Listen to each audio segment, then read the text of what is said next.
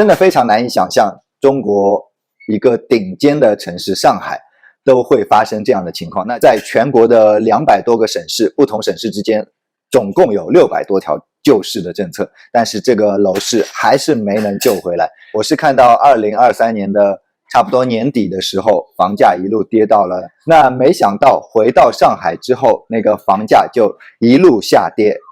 真的是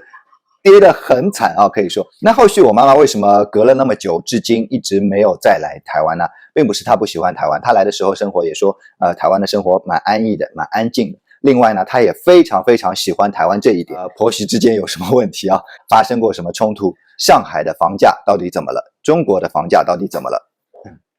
？Hello， 大家好，我是煮菜的奶爸狗狗，来自上海，因为爱情嫁来台湾，因为家庭和孩子选择留在台北生活。原本是一个广告设计师，现在是2个小孩的全职家庭主妇，时不时分享一些在台湾的生活。那前2天呢，是我来台湾差不多4年时间第一次放的台风假，而且是2天连放。但是我之前有听台湾人说，一旦放台风假，台风也会放假。所以以我所居住的台北最靠北的北投来看，真的是风也不算大，雨呢也是还没有前一阵的阵雨来的大。后续呢，果然在新闻上听到一些质疑，说是否要放2天台风假，让一些商家什么的经济上受到损失。我觉得这个真的很难做，就是谁也没办法预料台风的走势，往南还是往北。所以如果不放的话，台风很大，造成人员伤亡，又会有反映声音说为什么当初不放假？那像这次放了2天台风假，结果风势没有很大，又会有一些质疑声说，是不是要放2天台风假，让这么多商家经济上受到损失，真的很难当。好，回到今天的主题，今天我想跟大家分享的就是一个我不太擅长的领域，跟金融有一些关系，也就是上海的房价到底怎么了？中国的房价到底怎么了？我之前呢，因为自己流量不好，看到别人流量很好，于是非常酸，就做了一个研究，关于陆配的3个流量密码，也就是一个台湾好棒棒，一个中共超烂烂，还有一个是大陆父母来台的生活体验。这3个流量密码做过一期研究的内容。那我现在发现呢，无论是说台湾好棒棒，还是中共超烂烂，其实都蛮难找到新的创意点的，大部分大家都已经说的非常多了。那还有一个流量依然坚挺，也就是大陆父母来台的生活体验。那我也是有妈妈的，我妈妈其实去年有来过台湾生活一段时间。那段时间呢，我虽然没有很直接的拍她来台的一些生活感受，一些生活的出行点滴，但是间接的呢，相当于她帮我带小孩，然后我可以分出更多精力来拍影片，也使我的流量有一定程度上的增长，也算是一个间接的密码吧。那后续我妈妈为什么隔了那么久，至今一直没有再来台湾呢？并不是她不喜欢台湾，她来的时候生活也说，台湾的生活蛮安逸的，蛮安静的。另外呢，她也非常非常喜欢台湾这一点，也就是台湾的孙子孙女了。对，她觉得台湾的孙子孙女是世界上最可爱的，她非常想再来，跟孙子孙女相处。那为什么能压制这么强烈的想念，至今都没有再度来台湾？跟孙子孙女一起生活呢，并不是婆媳之间有什么问题啊，也并不是在育儿观念上发生过什么冲突，而是有一个困境一直困扰着我现在的情况，也就是上海的房价。那我是在2021年的年底在台湾买的房子，当初的设想是2022年年初就去把房子卖掉嘛，把上海的房子卖掉来还台湾的这边的贷款。但是很遗憾的就是2022年的3月份乃至4、5、6、7、8这些月份，大家都知道上海在封城，上海可以说过完年就刚刚开始有一些要封城的风声了，后续就是直接封城。那一段时间上海过得非常痛苦啊，导致我那个时候没办法去卖房子做挂牌这样一个动作。但是呢，又有一个很反常的情况，也就是当时我在网上查上海的房价，那个时候我家那边的房价非常高，可以说是达到了历史最高点。其实也不算反常的情况，说起理由来也算比较合理。也就是在封城之前，上海的那一段时间，疫情的感染率非常低，大家也都知道，差不多全程清零，然后什么动态清零啊，因为管控的很严格嘛，也就是人跟人之间非常难以接触。在这么强硬的措施下，当然那个感染人数非常低。那同期呢，国外的感染人数可能每天是有2、3万啊什么，当时台湾的感染人数应该也差不多，刚刚开始起来，每天有1、2万这样的感染人数。那大家都觉得上海这个情况还是比较好的。另外一方面呢，上海的医疗确实也还算不错，大医院非常多。那所以上海的那个时候房价可以说来到了历史的最高点。问题就在于上海封城，没办法去挂牌，没办法真正实现卖房这个动作。那一直封到了8、9月份才开始解禁嘛。解禁之后，我妈妈就打算去实施挂牌这个动作，2022年嘛。但是呢，我家还有一个情况，就是当初那个房子租出去是租给了一个二房东，二房东呢再把房子重新装修一下，分别租给了2户人家。所以情况有一些复杂，就是先要把这个租出去的情况处理完，才能再去挂牌。于是那一段时间，我妈妈就在上海处理这个事情，那一直处理到2023年的春节左右，春节之前，她才把这个事情处理好，把房子挂上去。但是那个时候挂上去，因为要过年的关系嘛，比较没有人来看房，挂了大概1、2个月，她想算了，因为那个时候妹妹刚刚出生，大概3个月，所以她就决定先来台湾来看看。出生至今都没有见过面的孙子孙女，于是就去年的好像3、4月份来到台湾，在台湾住了大概2、3个月这样子。那他在台湾住的这段期间呢，确实接到不少电话来询问房子的情况，但是他那个时候又没有办法去带人看房啊，跟买家来做面对面的谈话，于是在台湾只住了2、3个月，就匆匆忙忙回到了上海。那没想到回到上海之后，那个房价就一路下跌。真的是跌得很惨啊，可以说，其实当初刚刚开始跌的时候，所有人都很难想象，应该说大部分人都很难想象上海都会跌，就是全国其他地方可能会跌的比较多，因为很多人都往大城市挤嘛，尤其是疫情发生后，大家发现大城市的医疗资源比较充足，都觉得在大城市买房是值得的。但是没想到上海也开始跌了。那我妈妈处理这个房子一直是到2023年的大概下半年，快要过年的时候，那我就只能在台湾关心上海的房价嘛。我是看到2023年的差不多年底的时候，房价一路跌到了我原先不算历史最高点啊，历史最高点如果算它是 1.2 的房价系数的话，那在2023年的年底，上海的房价差不多跌到了85折，也就是原本是大概还超出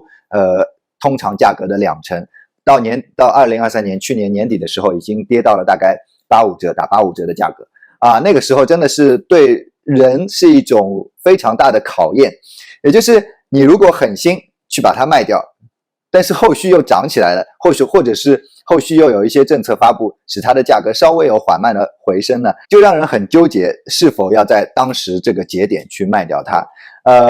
你一卖掉，万一后续再涨一涨，或者是回暖一下，可能你就要多工作个2、3年，就是这样一个房价的比例啊。就是真的如果卖的时机好的话，你可能提早2、3年就可以退休了，是这样一个概念。就是它一下子跌或者涨的一个价格范围，在你1年、2年不吃不喝这样一个薪水的范围里面啊，也就是价格下浮的比例还真的是蛮大的。就是当时大部分人都琢磨不定，下不定决心。那作为买家呢，肯定也是在那段时期会观望，到底是房价继续下跌呢，还是会有缓慢的回升？所以那个时间看房的人非常少，那一直就持续到了今年年初。今年年初后续还是有跌，过完春节呢，从85折大概跌到了82折左右，就是跌的还比较少。后续呢，上面的声音就说有一系列的救市政策要来发布，那救市无非就是一个是缩短在上海的购房年限，像我们上海以前购房真的是限制蛮多的，就是结婚之后一个家庭只能有1套房子，所以当时早几年的情况下，我有一些朋友甚至是不惜离婚再去买另一套房子的，因为当时房市真的是很好，你投资一套房市可能没几年就翻个倍啊怎么样的，所以真的是身边有真的朋友他们就离婚，然后因为离婚就变成2个家庭了，所以可以再多购一套房子，购好房子2个人再复婚，而且是瞒着家长的这样的情况啊，身边还是真的有人这样做的。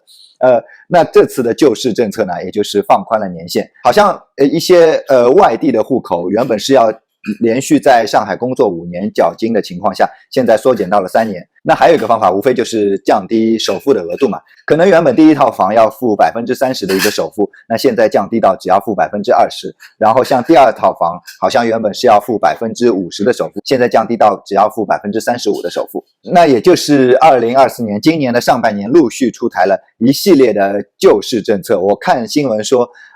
总共有600多条政策。在全国的200多个省市，不同省市之间总共有600多条救市的政策，但是这个楼市还是没能救回来。就像我最近看上海的我那套房子的房价，目前好像已经跌到了大概7、5折，甚至更低7折这样的情况啊，真的非常心痛。就是原本可能想着早个几年退休的情况，现在感觉那个房价一跌，你又要多工作个几年才能把那个差额赚回来。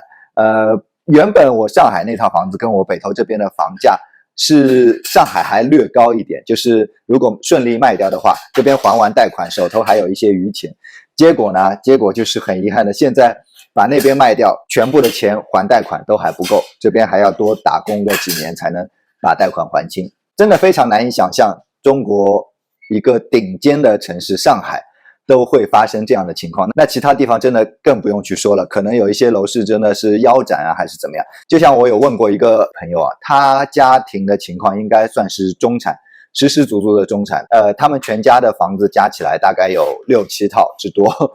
就是不是自己住的额外的房子啊，大概有6、7套之多。我前不久呢就去问他，国内的经济情况到底怎么样？因为我是听有一些朋友说还好，有一些朋友说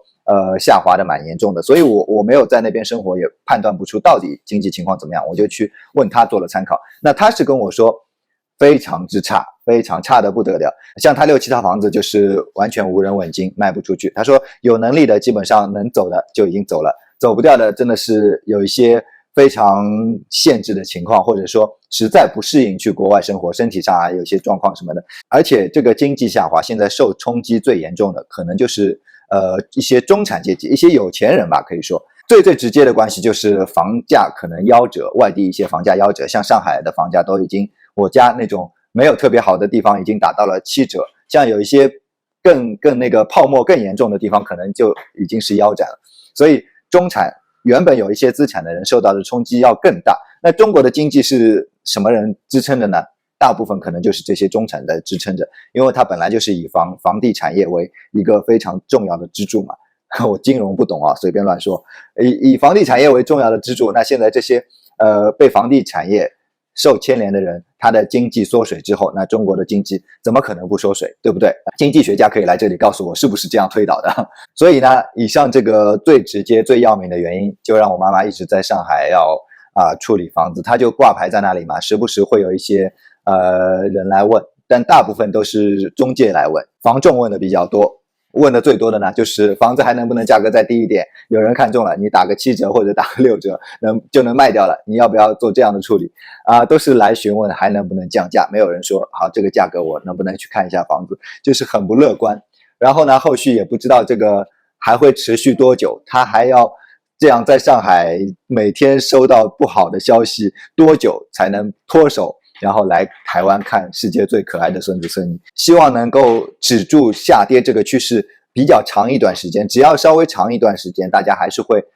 更多人想去购买，都是买涨不买跌嘛，一跌大家会等它跌到更低的价格。所以我家现在就是这样的情况，每个月的房贷还是还的比较吃力的。等到明年妹妹去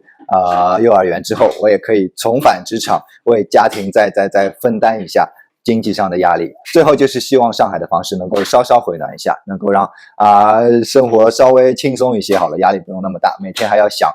拍片的主题什么的。好，那这一期分享就先跟大家讲到这里，那我们就下期再见，大家再会。